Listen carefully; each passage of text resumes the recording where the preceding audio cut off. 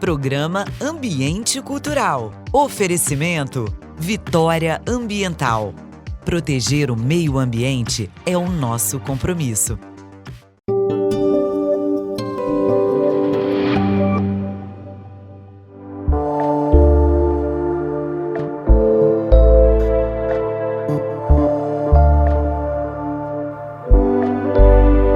Oi, gente! Hoje a TV Ambiental desembarca aqui no município da Serra, essa cidade que faz parte da região metropolitana da Grande Vitória. O município é o mais populoso do Espírito Santo, com cerca de 530 mil habitantes.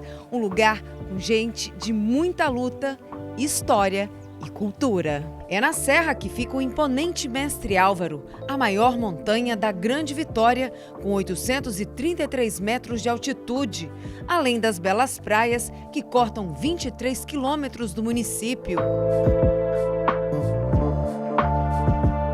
E aqui na Serra, a gente vai conhecer a história das principais igrejas do município, a começar pela Igreja de Nossa Senhora da Conceição da Serra, que é a igreja matriz da cidade, a Igreja de Queimado e também a Igreja dos Reis Magos, que fica em Nova Almeida.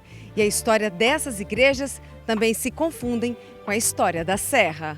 É o caso da Igreja Matriz da Serra, a Igreja Nossa Senhora da Conceição, construída em 1769. O templo religioso fica na Praça Barbosa Leão, em Serra Sede. A igreja foi construída no estilo barroco e passou por muitas reformas e restaurações. Mas, inicialmente, a igreja foi construída aos pés do Mestre Álvaro em 1556 e se chamava Nossa Senhora da Conceição da Serra. Logo que os índios temiminós vieram do Rio de Janeiro para auxiliarem Vasco Fernandes Coutinho no processo de combate aos indígenas, ele logo determinou uma região para que eles vivessem. E o Frei Brás Lourenço conduziu os índios temiminós, junto com alguns de outras tribos, para fundar a vila de Nossa Senhora da Conceição da Serra aos pés do Mestre Álvaro. Um surto fez com que a igreja mudasse de lugar. Em razão das doenças que tiveram na época, as epidemias, onde muitas pessoas morriam, tanto os índios quanto os brancos, se moveram ao longo do território. Carapina, Queimado, Serra, Nova Almeida, essas tribos se diferenciavam em localizações. Em 1657 já estava sendo construída essa primeira parte dessa igreja, sem as duas torres, que só foram acrescentadas posteriormente, em 1948, pelo prefeito Rômulo Castelo. Ele fez questão que acompanhasse o estilo barroco e acompanhou. Só que, infelizmente, essa adição foi prejudicial para que haja o tombamento junto ao IPHAN nacional, por ter sido alterada a construção original realizada pelos índios, que foi de pedra, argamassa à base de óleo de baleia e ostras esmagadas, Então, foram construções fortíssimas que duram até hoje no município da Serra. Nossa Senhora da Conceição é hoje a padroeira da Serra. Daí o nome da cidade, que também faz referência ao Mestre Álvaro, um conjunto de montanhas, uma serra. E o que dizer da igreja de São José de Queimado, que fica no distrito de Queimado, próximo ao centro da cidade. Inaugurada em 1849, a igreja foi construída pelas mãos de centenas de escravos que receberiam em troca a sua liberdade. Mas ela não veio, foi o estopim para que os negros se rebelassem. O episódio ficou conhecido como a Insurreição de Queimado. Muita gente morreu, muitos escravizados morreram, foram mais de 180 no primeiro dia da revolta, que foi gerada através de uma promessa feita pelo Frei Gregório de Beni, que havia recentemente chegado da Itália, e ele queria estabelecer a sua paróquia. Então, quando ele passava pela região do Queimado, ele trabalhava ali perto. Ele logo viu o potencial de construção de uma nova freguesia, porque Queimado já tinha 2 portos, Era o maior foco de escoamento da produção do norte do estado, descia pelo Rio Santa Maria, para a capital da província Vitória, Então, ele teve essa visão e logo começou a construção desse templo no Queimado. Isso foi em 1845. Né? Por volta de 1448, o começo de 48, ele não conseguia terminar esse templo a tempo, né? Que ele queria ter fechado tudo com 3 anos. Então ele pediu ajuda dos escravizados para construírem. E um grupo de 20 e poucos escravizados ajudaram ele a fazer esse trabalho nas noites, né? Então a igreja foi concluída em 1849.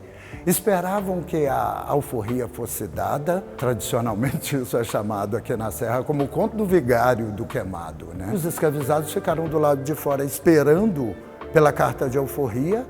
E quando viram que não ia aparecer mesmo, eles indagaram do Frei, e o Frei disse que a liberdade que ele havia prometido era no reino dos céus.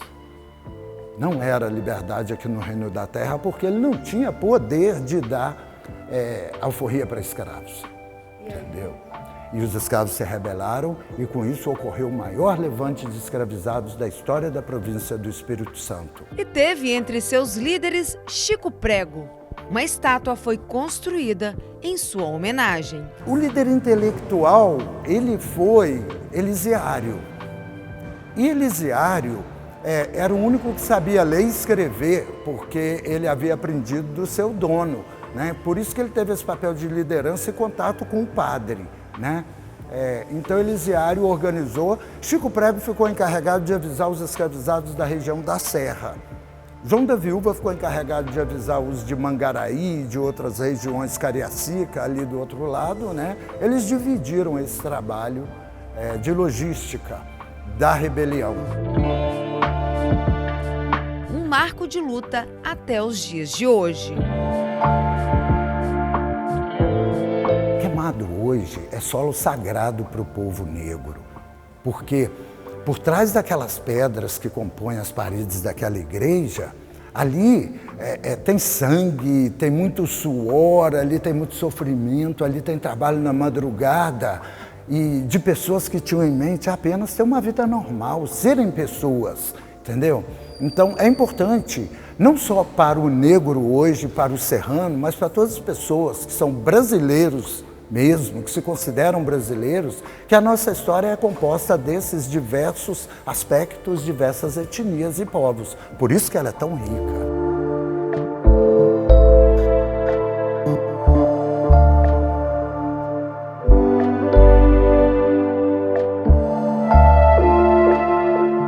E para finalizar, vamos até a Igreja dos Reis Magos, que fica em Nova Almeida, um exemplo de conjunto arquitetônico católico.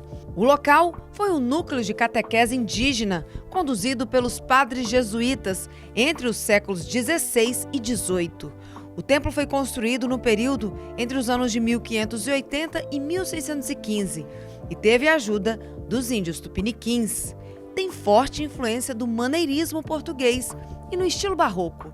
Apesar de ser uma construção considerada simples, se mostra imponente no alto do morro que foi instalada.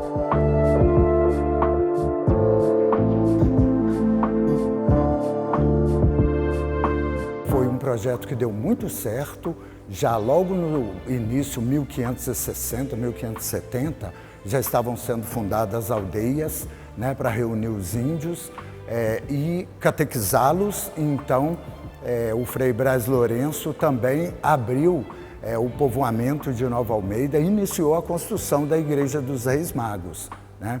Em 1590, foi inaugurada a igreja pelo padre José de Anchieta, né, hoje Santo José de Anchieta, né, que também realizou um milagre na Serra em outra igreja, a igreja de Carapina, né?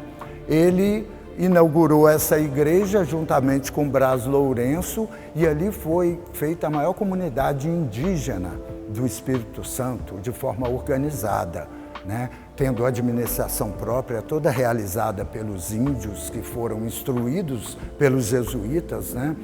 Em um determinado ponto, Nova Almeida teve toda a Câmara de Vereadores de índios, indígenas, né? Então, faz parte dessa história. E a Igreja dos Reis Magos, que foi construída, inaugurada, né, por José de Anchieta no 6 de janeiro, né, que é o dia que os Reis Magos encontraram Jesus na Manjedoura, né, recebeu esse nome em homenagem, né, a esse ato. Ela forma o estilo barroco completo porque ela traz, né, a fazenda, a casa grande, né, o local que ficavam os escravos, a senzala. Ela traz todos os elementos de uma vila. E, ao mesmo tempo, ela não é uma vila ainda, né? Só depois da inauguração da igreja é que Nova Almeida se firma como vila, né? E, posteriormente, ela é cedida para o município da Serra pela afinidade administrativa e política que haviam entre esses distritos, né? Há diversas lendas que pairam sobre a Igreja dos Reis Magos. Olha, a lenda diz que se uma donzela solteira se sentar naquele banco, consegue casamento. Inclusive, na visita de Dom Pedro II à igreja, quando ele visitou a Igreja dos Reis Magos, né, o mensageiro dele percebeu um banco cheio de donzelas espremidas, né, esperando não se sabia o quê.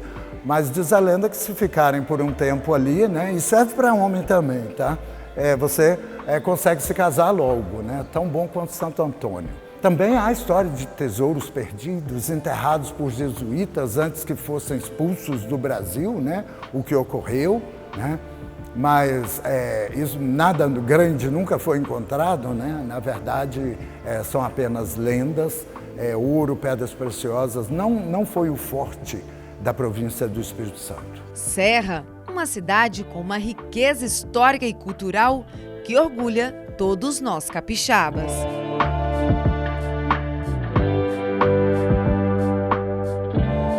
Que bacana, né? Conhecer um pouco mais dessa história religiosa tão rica e feita de tanta luta, não é mesmo? É isso, TV Ambiental, a TV que te reconecta.